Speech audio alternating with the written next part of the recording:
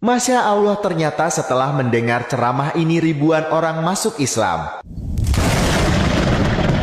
Ketika manusia memilih kafir, itu haknya. Maka Allah berikan kebebasan sepenuhnya kepada manusia yang memilih kafir untuk menjalani kehidupan ini semau dia, semau hawa nafsu dia.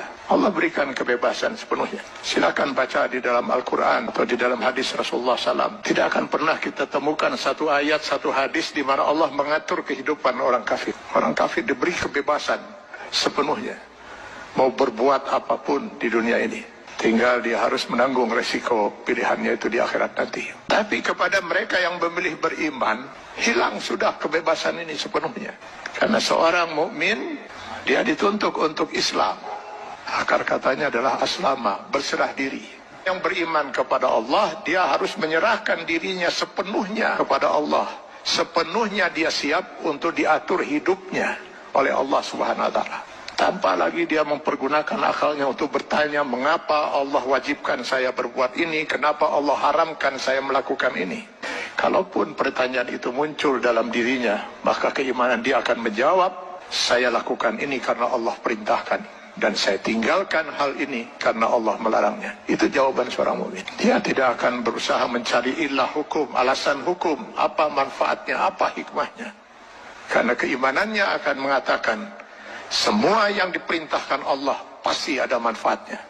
Dimengerti atau tidak dimengerti oleh akal dia. Semua yang dilarang Allah pasti ada mudaratnya. 14 abad umat Islam tidak pernah mengerti bahwa dalam daging babi itu terdapat cacing pita. Cacing pita baru ditemukan di akhir abad 18 Masehi. Apakah umat Islam selama 14 abad itu makan daging babi? Tidak. Setiap yang dilarang oleh Allah pasti ditinggalkan oleh seorang mukmin. Maka seorang mukmin harusnya siap untuk mengislamkan dirinya secara penuh, secara utuh, secara kafah. Maka kepada orang yang memilih beriman itu Allah menyeru, ya ayyuhalladzina amanu dukhulu fis-silmi kafah. Kalau memang kalian memilih beriman, masuklah ke dalam Islam itu secara kafah, secara utuh. Mengislamkan diri kita setiap detik, baik dalam hubungan hablum minallah maupun hablum minan nas.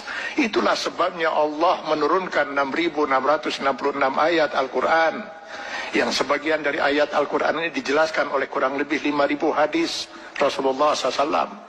Kenapa harus Allah turunkan ribuan ayat Al-Quran dan ribuan hadis ini? Karena yang mau diatur hidup seorang mukmin itu bukan hanya sekedar sholat, saum, zakat, haji saja.